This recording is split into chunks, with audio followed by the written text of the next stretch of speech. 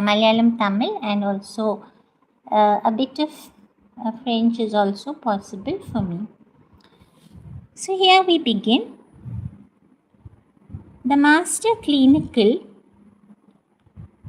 Neuroregulation and Total Restoration Manual. So this is a comprehensive reference manual for you, and it is also a 60-day adaptive protocol for structural, emotional, creative and cellular healing. So all of these 4 are included.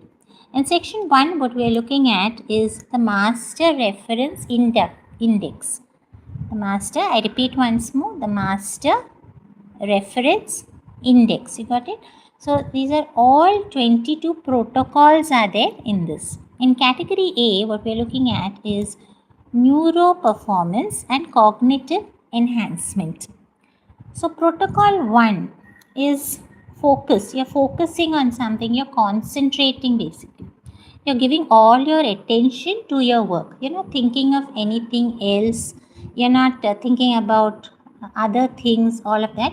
You're completely concentrating on what you are doing, on your work, and you're focusing on that, on the training that you are receiving, for example.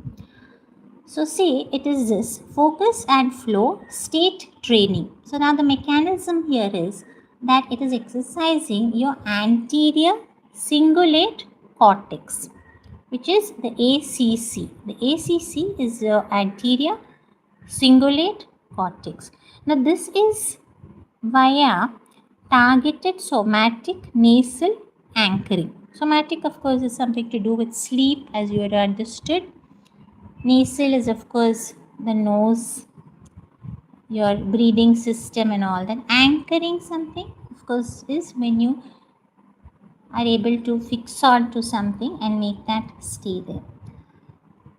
Next is your target. So what is your target? What is it that you want to do? What is it that you want to achieve in this? What you want to achieve? What is your goal? What is your goal in this? What is your target? What is it that you want to get? Supposing you have fatigue, you're feeling tired, for example. So this is going to reverse that cognitive fatigue that you have. It is also sharpening your selective attention, and it will eliminate mental blocks as well. That's what it will do, eliminate, or it will completely do away with all of this. So reversing cognitive fatigue, sharpening your selective attention, and also eliminating mental blocks. So a lot of people are not able to focus, neither do they pay attention to things, and they are the losers. So they are going to lose when they don't pay attention, because you're missing out on a lot of things when you are not paying attention. When somebody is speaking, for example, especially a teacher, you pay attention. When you don't do that, you are the loser. You are the one who is missing out on something important, on something that is going to enlighten you, on knowledge as well. So you lose when you don't listen properly, and show that you are listening as well. These things are very important. When you don't do that, you become the loser. So here the next thing is protocol 2. This is a creative unloading phase. So here in mechanism, what happens is it dissociates hyperactive working memory from the emotional stress that happens when you're using external cognitive dumping. Now your target here is, it empties the mental clutter. So there are a lot of things in our brain, in our mind, a lot of unwanted thoughts, all of that is there. So when you're doing your work, you need to focus only on that, the task at hand. So when you're keeping this as your target, you're emptying out that mental clutter that is there, or the rest of the things that you don't need to be thinking about. You're only focusing on your work, on the immediate task at hand. Next is capturing intuitive insights. Intuitive insights in the sense that you know something, you have understood something, you can foresee the future, you know what exactly is going to happen. You can see it coming, you're able to see what might happen, you're able to have what is the sixth sense, as I would say, you know about the sixth sense. Yeah, so it is intuitive insight. So sometimes we see, say, a rock falling. You think maybe a coconut or maybe a rock, a stone might fall any moment. So your sixth sense, your intuition is telling you what is going to happen in the future. So this is your target. When you improve on that, when you're able to improve and capture your intuitive insights, and it also stops late night racing thoughts. So as far as possible, if you're not able to sleep that early at night, your late night racing thoughts that are there, at least you can calm them down. You can keep them in a way that is positive and not having negative thoughts, and also keeping the pace of it down. The pace of it down, it should not be racing. In fact, at night it has to be, your late night thoughts have to be more slower, a little more lesser in what is its intensity. And then we have what is the next one, which is protocol C, that is spatial and environmental orientation. In environmental and spatial environmental orientation, what happens here, there's this mechanism that activates the mammalian orienting reflex to signal some environmental stability. To signal environmental stability. Supposing it is raining in your area, we'll just look at that as such, and someone else says, maybe this is going to become a floods, or this is going to become a kind of a cyclone or something like that. What happens is, this is activating your mammalian orienting reflex when it is signaling that all is well. The weather is fine, the climate is fine, it's not going to rain that much, it's not going to turn into a crisis situation, a natural calamity. It's not going to turn into that. It is going to stay at a usual level, at a normal level here. So that is what is your spatial and your environmental orientation. Now going on to your target. So when you're targeting something, say it halts your acute panic. Say something has happened, there's some emergency or something like that. What happens is, we all panic, we all get scared, there's a fear in the mind. What's going to happen? There's panic, there's chaos, there's confusion, all of that. So your target has to be halt that or stop that. It has to stop or halt that. It also grounds hypervigilance. You're being very careful, very, very careful, hypervigilance. So it is grounding that you're being very careful, very safe. You're not taking any kind of risk. You're being extremely careful, especially with your health. You're trying to be more careful. You're being vigilant. You're watching your system, any fluctuations in your system, your BP is going up, all of that. You're being careful about that. You're keeping your thoughts as well positive so that it doesn't affect you, because tension and stress is affecting you directly. It is going to lead to more and more trouble for you in your health as well. So your target has to be grounding that hypervigilance, where you are being careful about it, extremely careful, in fact, very, very aware of what is happening regarding your own health. And also what happens is, it immediately drops what is your survival adrenaline. Now what is adrenaline? Adrenaline is that rush of emotions that you have. Say you go to a dance class, for example. There's this rush of energy. Adrenaline. They have a rush of energy. You're doing your best. You're giving your best over there.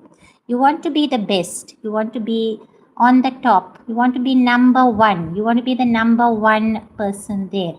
So you give the best, you give 100%, you give all that energy that you have.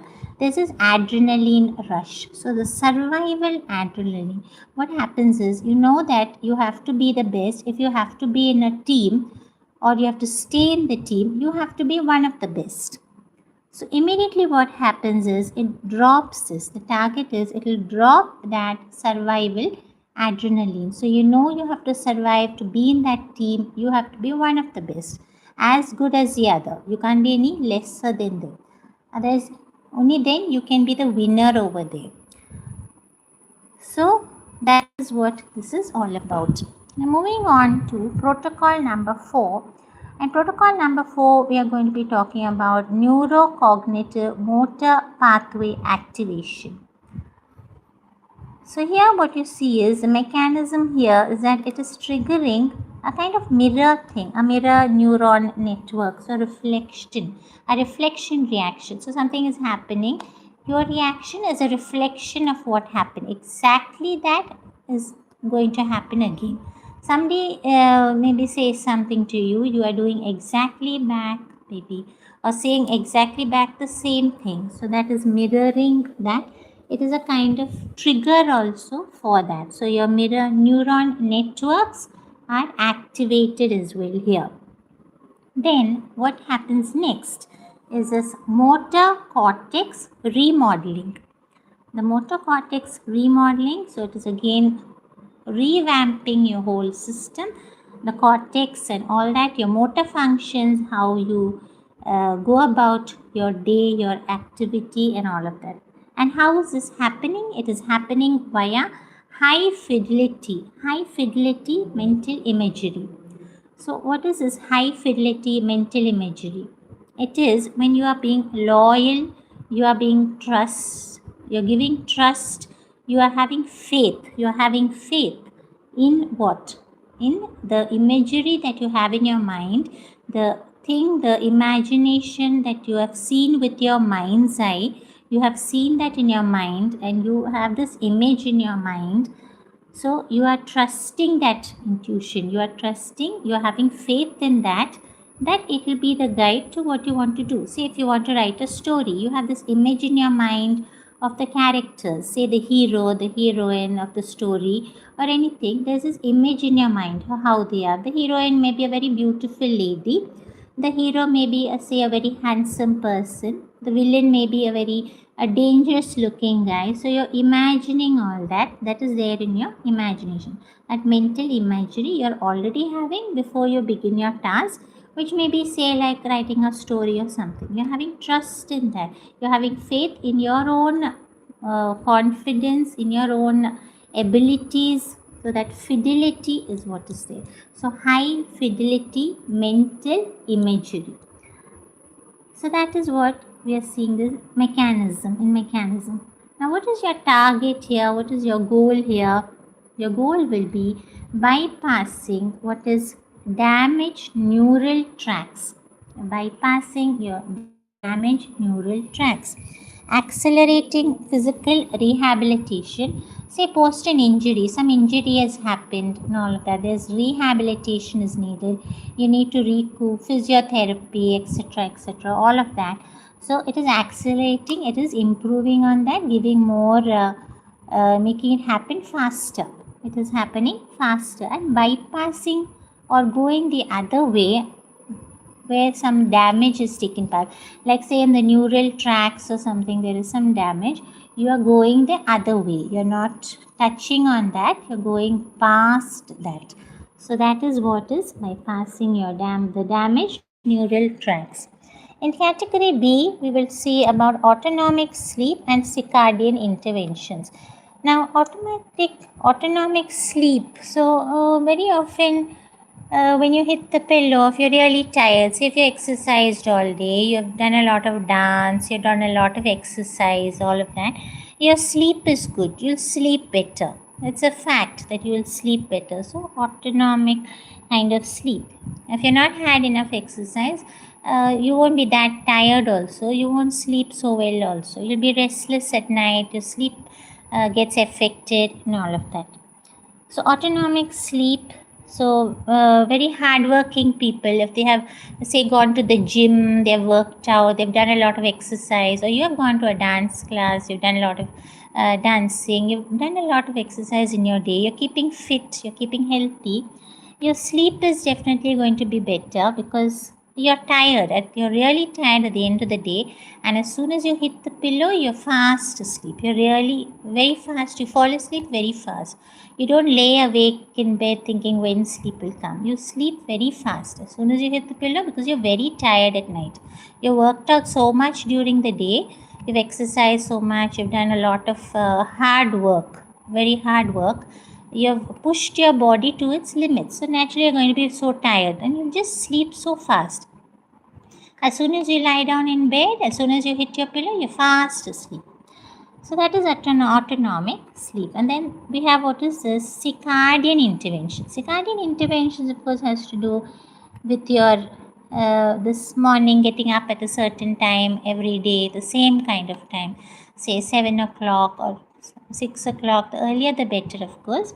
So circadian intervention, they say that the best time, of course, is 6 o'clock, going to bed at least by 10 o'clock, because what happens is at that period between 10 to or 11 to 2 o'clock, 3 o'clock, it's a worst time it's a worst thing you can do to your body. It's a worst thing, it's a very bad thing that you're doing for your health when you're sleeping that late, because what happens is it is interfering with your whole circadian rhythms. That is why people who have, say, night shifts and all that, they're punishing their bodies. Their bodies are being punished by this.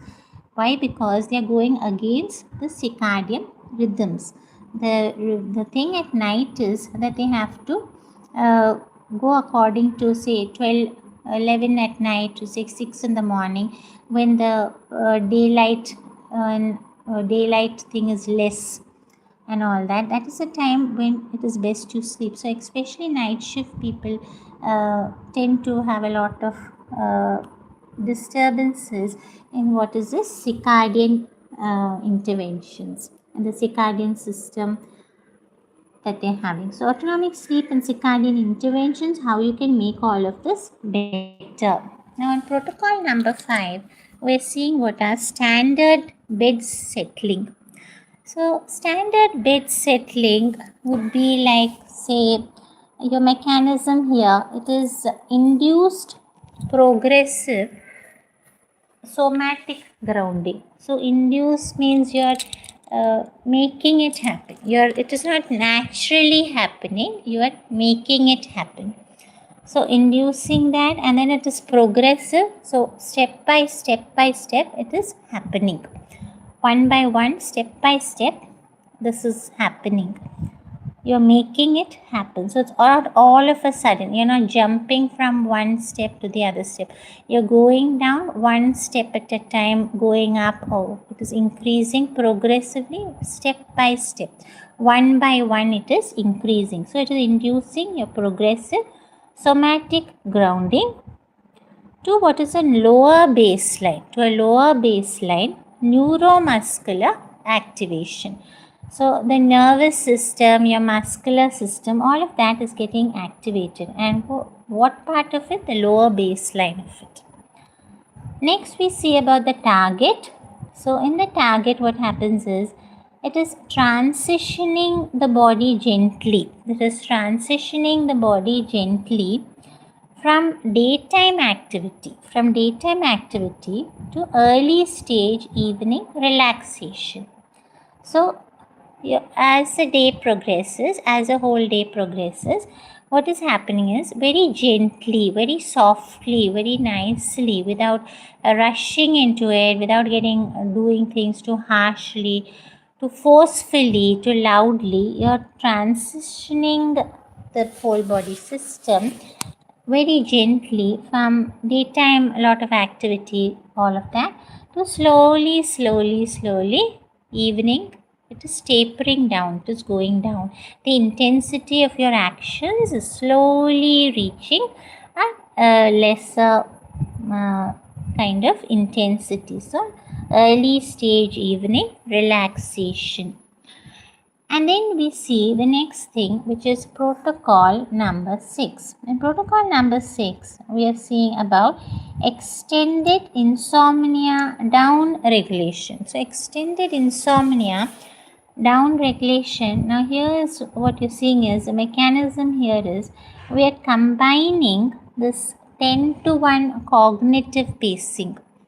So it is a combination of both, a 10-to-1 kind of thing, a cognitive pacing with structural sensory isolation. So you have heard of isolation exercises, I suppose. If any of you have done some personal fitness training and all of that, you would have heard of this, and that is isolation exercises, where each muscle is exercised separately, one by one. It is exercised separately in isolation.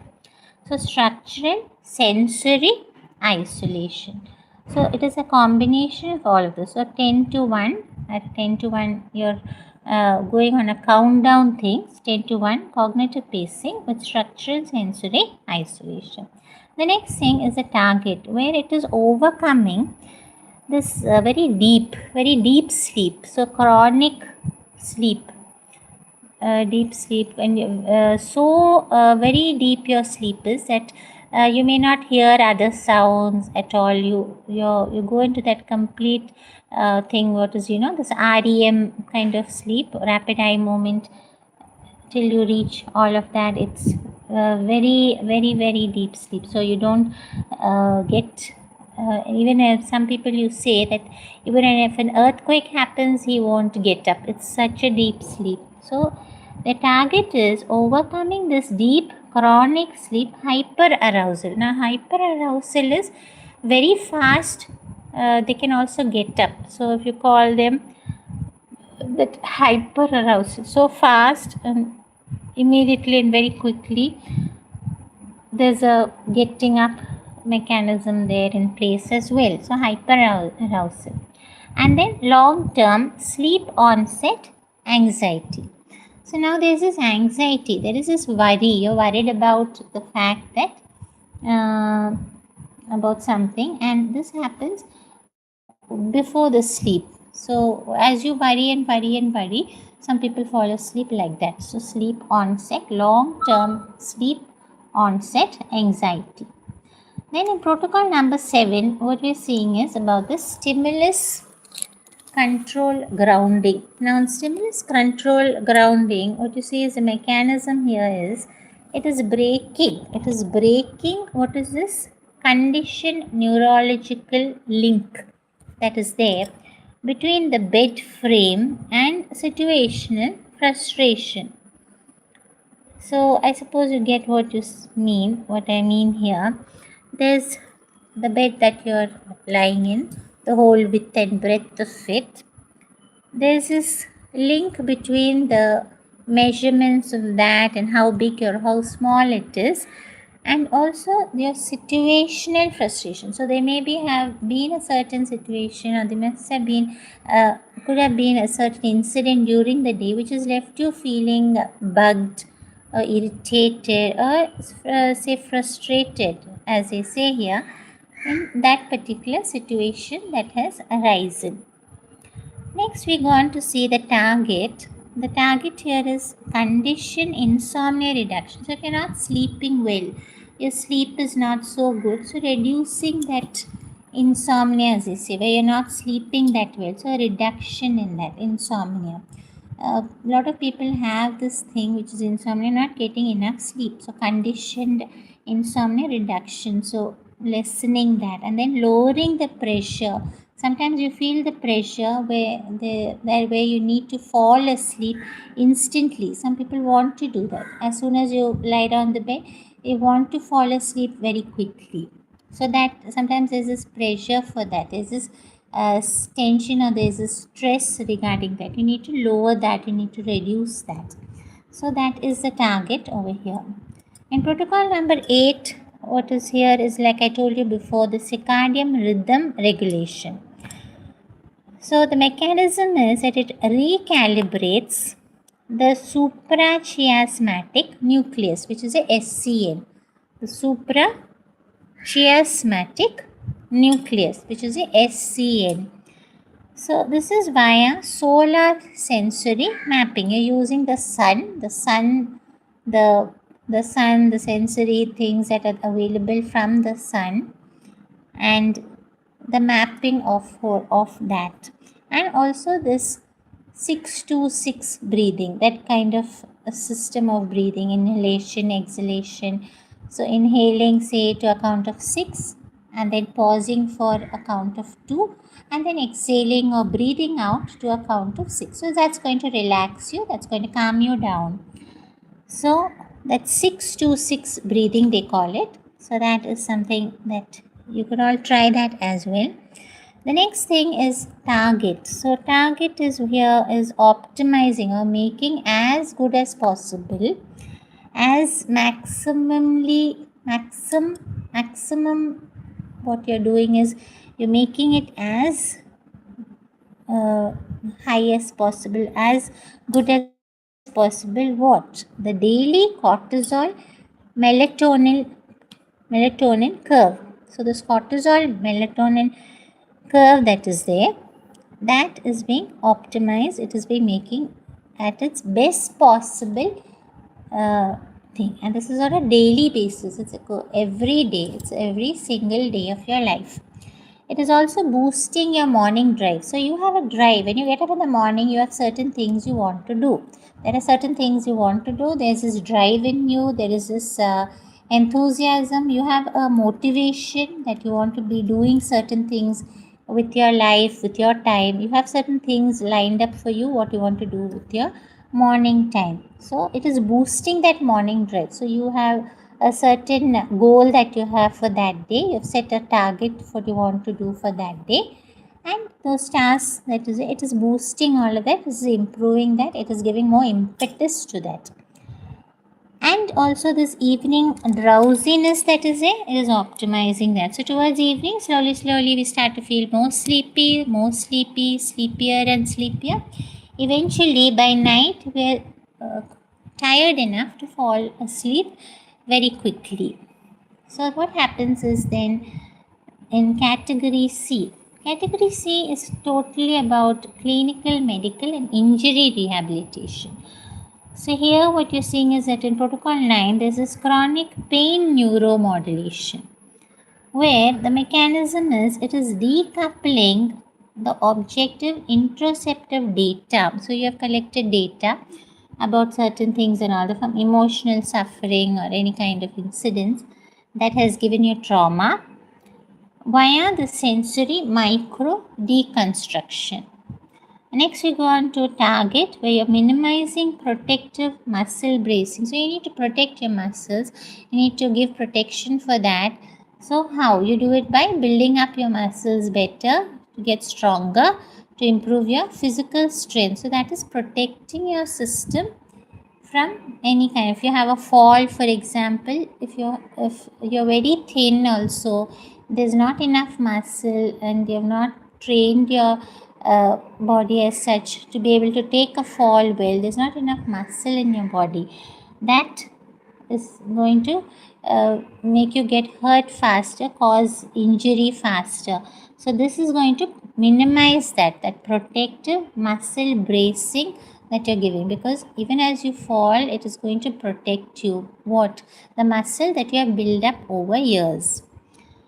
And it is lowering also the central nervous system's pain volume dial. So that much pain is possible for certain people. Certain people can take that much pain. So everybody has a pain threshold. Some people can take only maybe this much amount of pain, but there are other people who can take withstand a lot of pain. So supposing they're exercising, they're pushing their limit so much, they're very painful, it is so painful, that much they're pulling, they want to build their muscles so much, they build their strength that much, and it is paining, they're pushing that pain threshold so much that that is lowering the central nervous system's pain volume dial. So you have gone beyond that, the dial that is there, the limit, you have gone beyond that limit of what they call is that human endurance. So human endurance to take that kind of say punishing pain, where you build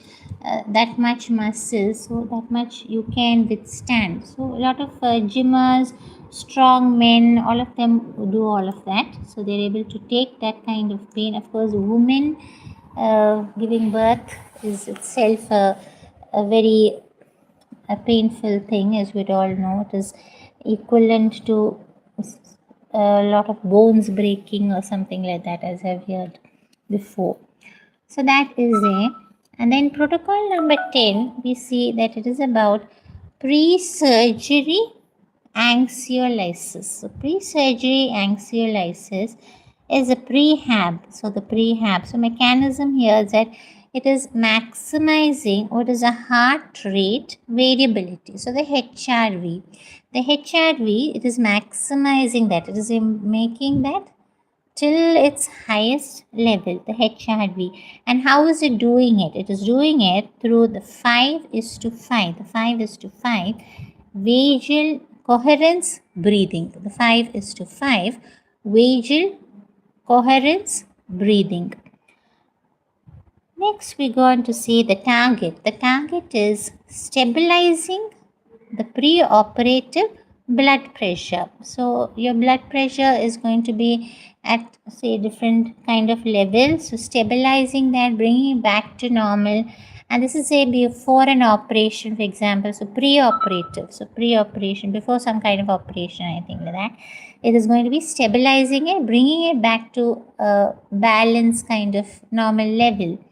So a preoperative blood pressure. It is also optimizing what is a baseline endocrine markers, and this is before the anesthesia is given also.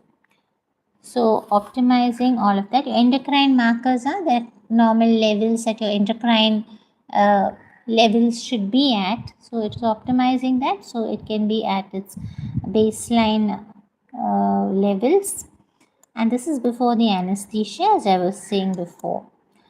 So now we're going on to protocol 11, which is a post-surgery. Operation is over, it is post-surgery time. And here it is post-surgery tissue recovery. Now you have to recover. The patient has to recover. It has to become better. So after the traumatic or trauma of the whole surgery, the whole operation, there is tissue recovery that is needed. So the mechanism for that, what is the mechanism for that? It is directing this capillary oxygenation, right? The capillary oxygenation, it is directing that to the healing incision sites, where the sites are healing. Healing is taking place where all the cutting was happening, right? The point of the surgery where it was cut, the flesh in the body was cut. So at that point where the incisions were made, where the surgeon's knife cut it over there, it is what it is doing is it is directing proper oxygen correctly to reach those areas as well. And how is it doing it? It is doing it via thermal dilution visualization. So you're visualizing in your mind, it is being those kind of things, and it is happening also visualization of the thermal dilution. So it is done through this. Now next is the target. The target is minimizing post-op. So post-operative or after the operation, localized swelling. So if swelling happens, it gets inflammation and all that happens. So minimizing that, lessening that, keeping it at a lesser rate, at a lesser intensity.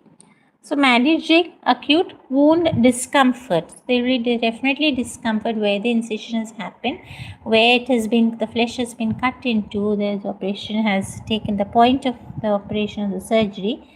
Acute wound discomfort is there, very high amount of pain or discomfort. In the beginning there is discomfort, later it develops into kind of pain as anesthesia wears off. So managing that, and then accelerating, making it speed up faster. So your recovery time is faster, better and better. It's getting better and better till it becomes really good. So it is accelerating the cell division, making it at its best possible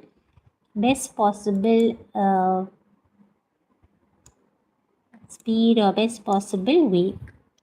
And next you see protocol 12, which is kinetic linkage injury rehabilitation.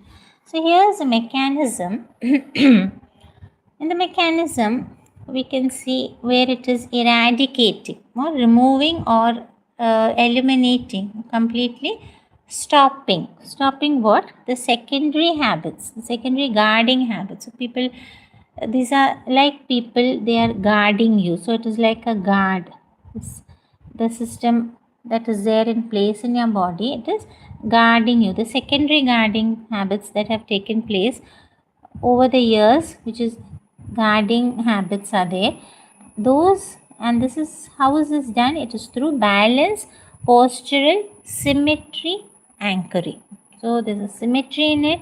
There's a particular posture that you keep, the way you sit, the way you lie down, the way you display yourself before others, your basic posture, the way you sit, the way you stand.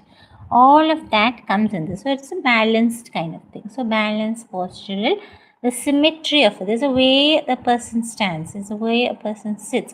So that symmetry, the measured line of the system, the spinal cord, the head, everything, all is in symmetry, equal proportions, exactly equal. There's no dissymmetry here. So that anchoring of that, so how it is fixed in that particular spot, there's a fixed way that it is in, there's no change in that. So that anchoring of it. Next, we're going to see the target, where it is re-establishing the healthy range of motion. So again, the healthy range of how you should be actually moving. As babies, we moved best. Why? Because a baby will know the best way to move. They're so flexible. Babies are so flexible. They move so fast. The way they crawl, they can do anything. They can crawl, they can lift their leg up right till their nose, they can touch their head with their little toes. So all of that they're able to do. Why? Because they have so much range of motion. There's so much flexibility. It's like yoga. They're doing yoga actually all the time. Even cats, pet cats, they're doing so flexible. Their range of motion is so much. So it is so what here has to be done, the target is re-establishing it in you also as well, developing that kind of flexibility of muscles, the way you can sit, the way you can move, how flexible your body can shape itself, the way it can bend. When you're bending down, picking something up off the floor, something has fallen off, bending down, the way you bend down and pick it. So you bend your knees and then you slowly, so there's no strain then. Your back is not getting strained, your knees are not getting put under pressure.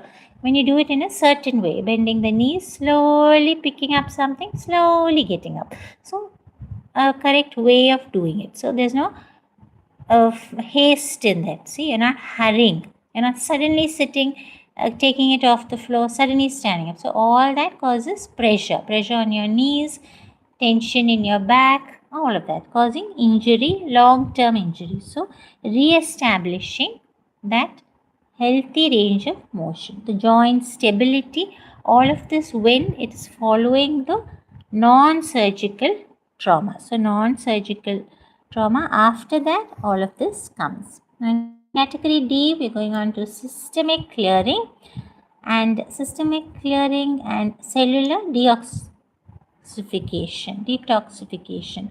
So here there is 13, number 13, there's number 14, 15 and 16, and then you have category E and F, and I think right down till I think almost another maybe 15 minutes or so is there. So let us see how much we can do today. So right now we have reached this category D, which is systemic clearing and cellular detoxification. So in protocol number 13, what you're seeing is manual lymphatic drainage reset. So the mechanism here is that your respiratory, right? Respiratory wise pumps are there. Respiratory wise pumps this thoracic duct and also the supraclavicular lymph nodes basins. So That is the mechanism of it. And the target of it is that it is flushing out. It is flushing out all the fluid retention that is happening in your system. So you're retaining fluid. That is why this bloating is there, swelling feeling is there. Why? Because the fluid is been there in the system. So fluid retention. That is, there is excess fluid in the system. So it is flushing all that out. And when it's doing that, it's also letting out toxins and everything else. It is clearing also the metabolic cellular debris that is there. All the dust of it, or the waste of it, the waste that is there in the system, the metabolic waste of it, all that is getting cleared out. And it is leaving heavy limbs. You may be feeling heavy sometimes or all of that. So those heavy limbs where movement is difficult, walking, everything, legs feel heavy, arms have difficulty, all of that, getting up, all that. So it is leaving this, all of those light. So easier movement, more flexibility, lesser pain also, and better lifestyle, healthier lifestyle. Now we're going on to protocol number 14. Protocol number 14, we're talking about hepatorenal hyperoxygenation. Now here the mechanism is adjusting the abdominal pressure gradient, and this is via a 4-4-8 breathing cycle. So inhaling 4, letting out 4, and then inhaling again maybe 8 counts, like that. So adjusting that abdominal pressure, that gradient that is there, with this kind of a breathing cycle. And this is what is it's going to do. It is going to maximize the visceral filtration that is taking place. All the waste products, everything is being let out. So filtration, so visceral filtration, all the toxins from the system, all of that is being let out. Then the target is optimizing the liver phase. The liver phase of the 1 or /2, the 1 or the 2 pathways that are there. Optimizing them, making it at its best possible functioning. It is boosting the kidney filtration, leaving your kidneys clear, better managed, and all of that at its optimized functioning. And it is clearing chemical fatigue. So there's no extra, these chemicals that are there in there, all of that, it's clearing out that as well, because it is keeping that also the way it should be, how it is meant to be, clearing that. Then we have protocol 15, which is neuroglymphatic cellular purge. So neuroglymphatic cellular purge, here we have the mechanism. Now the mechanism is here, it's using this continuous 606 breathing pattern that is there. And this is a continuous kind of thing, on and on, it's going on, continuously it is going on. There's a non-stop, you would say. It is activating what is the brain's nighttime glymphatic system. So it is activating, it is optimizing that. Your target is clearing metabolic waste, which is from the cerebral cortex. It is lowering the systemic oxidative stress as well, and inflammation as well. Protocol number 16 is the visceral gut-brain harmonization. So everything is becoming harmonized, it's becoming synchronized. Everything is working well together. So the visceral gut, the brain, everything is in harmony with each other. So like say the music beats. If you're listening to music, you will see the drum beats, the guitar beats, any other instruments that are being used in the song, all of that is in harmony with each other. And the same way, the visceral gut, the brain, everything that is there in the system, the working of it and everything, it is all in harmony with each other. So the mechanism here is the viscerally, it is dampening. It is dampening, is also making wet. So viscerally dampening or making wet. What? The hypersensitive enteric nerve endings. that are there. Hypersensitive enteric nerve endings that are there. And they're doing it via this diaphragmatic massage. So it's giving a kind of massage to what? Your diaphragm. Your diaphragm, it is giving a kind of internal massage. So it is relaxing the diaphragm by giving this internal kind of massage. And how? Where? To the diaphragm. To the diaphragm. So it is doing that through this by first making wet or dampening the hypersensitive enteric nerve endings that are there. So it is making that wet, and this is how the whole system, the mechanism is going about. Now the target of that, what is the goal for this? What is the reason why this is happening? What is it for? It is regulating gastrointestinal motility. The gastrointestinal motility. Proper motions happen correctly. Waste comes and food enters the body, goes into the system, digests well, and leaves, goes out also in the proper kind of waste, human waste kind of system. So that motility, the gastrointestinal motility that is happening, regulating all of that, optimum efficiency levels, maintaining that, easing any painful spasms that may be there. So any kind of pain and spasms, tightening and sudden tightening, sudden sudden waves of pain that is there, all of that, it is easing out that. It is making it much less in and soothing all of that out. And then it is also targeting the irritable bowel syndrome. So that's what it is doing. Irritable bowel syndrome, continuously having a feeling of wanting motion and all of that. So it is kindly targeting that and easing that out also. So then we move on to category E. In category E, there is this emotional self-mastery and behavioral regulation that's there. So here in protocol 17, the first thing that we'll see is acute anger intercept. Acute anger intercept. So here the mechanism is that it is triggering what is a sympathetic dump. A sympathetic dump. It is triggering that. And how is it doing that? It is doing that via open mouth, 3 to 7 exhales. 3 to 7 exhales and sensory mapping. This is a mechanism of it. The target for this is diffusing any kind of boiling rage, sudden anger, sudden ire, dangerous ire, boiling rage. So it is diffusing that. It is lessening that, making it,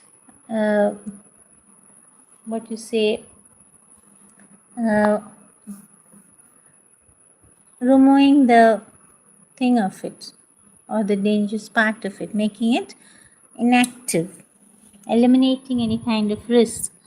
It's stopping impulsive actions as well. It is switching on this logical frontal lobe that is there.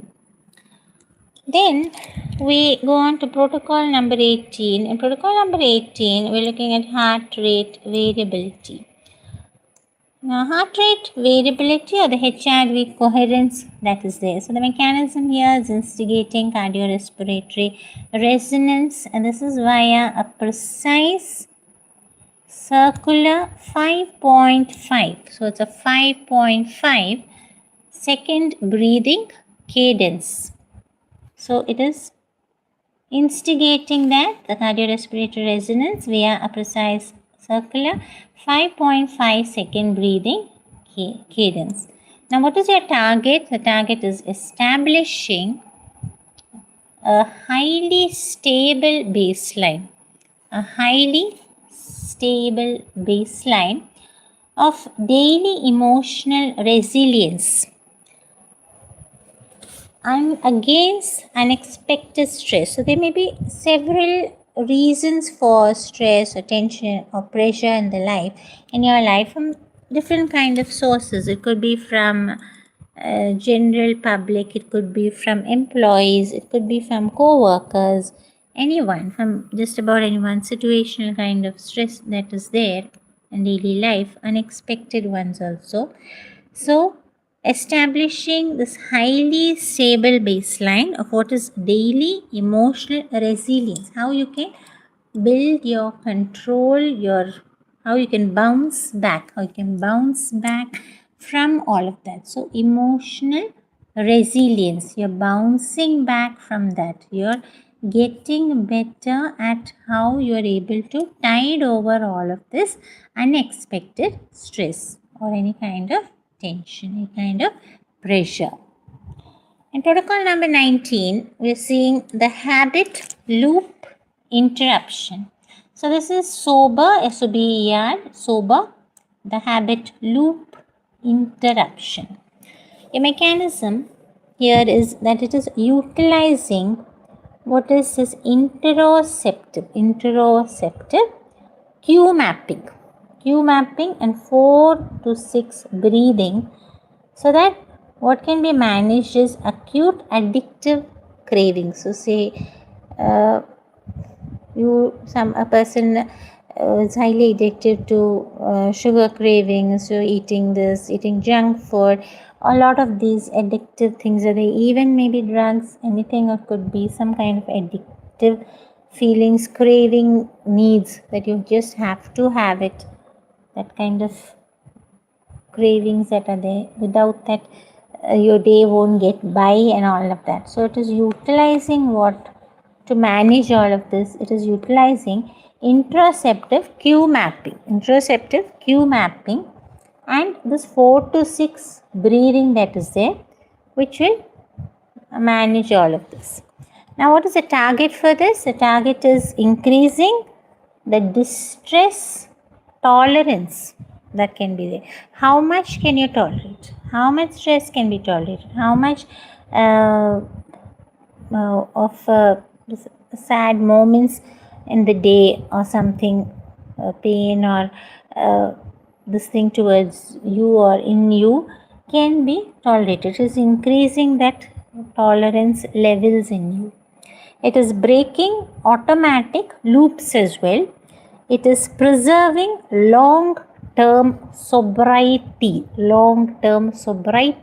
Sobriety, in other words, it is making sure that you are sober. What is sober? Saying sober, you're not getting drunk. So your system is not getting drunk by anything. It is staying at the levels where it is supposed to stay. So it is increasing the stress tolerance, it is breaking automatic loops, it is keeping and preserving the long-term sobriety that is needed, or staying sober at a level which is manageable, not going above what it should be. The next is protocol 20. In protocol 20, we are looking at somatic traumatic energy discharge. Somatic traumatic energy discharge. Now the mechanism for this, what's the mechanism for this? It is inducing or making it with intention. It's not happening naturally. It's being done with intention to produce a certain effect. And what is that effect? It is inducing purposeful mammalian neurogenetic tremoring. Mammalian, which is like a mammal. What is a mammal? Like a huge animal, right? The whale, the blue whale, the elephant. They're all mammals, huge animals. So something like that, really huge neurogenic tremoring. And how is it doing it? It is doing it through specific muscle exhaustion. So you're targeting a particular muscle. Say you want to develop your arm muscles, you want to develop your leg muscles, you're targeting a certain point. Abdomen, you want to reduce your belly fat, you want to target your thighs or your arm fat, side fat, all of that. back fat, all of that. So you're specifically working on those muscles and exhausting it to a certain point where the muscle becomes that much exhausted through specific or purposeful exercise done to target those muscles to get a certain result of better toned, say, muscles. Now the target here is that it is going to be discharging what is deeply buried stress. Deeply buried stress. So there is stress buried in the system. There is deep down there. There is a lot of stress. There is a lot of tension around there. So all of that is going to be discharging that. It's going to be taking out. It's going to be taking out that this deeply buried stress that is there inside. It's going to be letting it out. It's going to be processing also all the traumatic experiences that have taken place. Any kind of trauma that has happened, any kind of unforgettable incidents that have caused you stress, all of that is being processed. It is being made better. It is being filtered through and letting out what is not needed, keeping what is needed. Letting out the extra unnecessary things, keeping what is needed, and it is resetting. What is it doing? It is resetting the chronic core bracing that is needed. So chronic core bracing that is needed, it is resetting that. It is making that again functional by default. Now we're going on to the next one, which is category F. In category F, what you're doing is you're seeing about subconscious and also creative integration. So creative integration, say it could be like maybe you're writing a book, maybe you're composing choreo for something, making a music composition. It could be any kind of creative activity. The subconscious integration of this, or the joining together of all of this, the subconscious and the creative integration of this, or the joining together of all of this. So that is what comes under this category F. Your protocol here is number 21, which is the portal path. The portal path, or the world building framework. The world building framework. So now the mechanism for this is that it shifts the brain wave patterns that are there. It is shifting that. It is making a shift in that. It is transitioning from the brain wave patterns from what is active beta to highly fluid, intuitive alpha and also theta ranges. So it is transitioning from that. It is shifting those patterns, changing that from what? From active beta to become highly fluid, highly intuitive. You can sense what's going to happen fast, very fast. You can sense what's coming next. The alpha thing, the theta, like a cat. What's coming towards them, they see it coming very fast, quicker than humans. And the theta ranges. And then next we see about the target. Now in the target we are seeing that it's going to be channeling what are deep narrative voices. Deep narrative voices. So a writer basically, say if they're going to be reading out what they have written, they're going to be narrating, say, a story or something, and it is going to be channeling all that. It's going to be channeling it correctly, that what is the best possible voice, say, for a particular story. So the depth of it that is needed, the depth of the pitch that is needed for this and all of that. Then it is also expanding the fantasy imagery for this. So how much you can fantasize about, make it into the sci-fi thing or make it into this supernatural kind of fantasy, all of that, expanding that creativity is expanded much beyond what you thought was possible. And it is building immersion. So it is building that immersion. Virtual reality films or things, that it is giving you that actual experience of that. So the story is being actually set into motion. You're feeling the whole thing.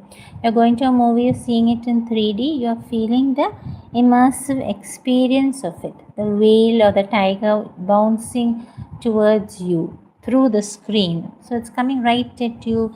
It's like it's real out there. It's a real jungle out there. It's in a screen, it's in a theater, it's in a cinema, but it's in the screen, but it is looking like it is the actual thing. So it is building that immersion for you.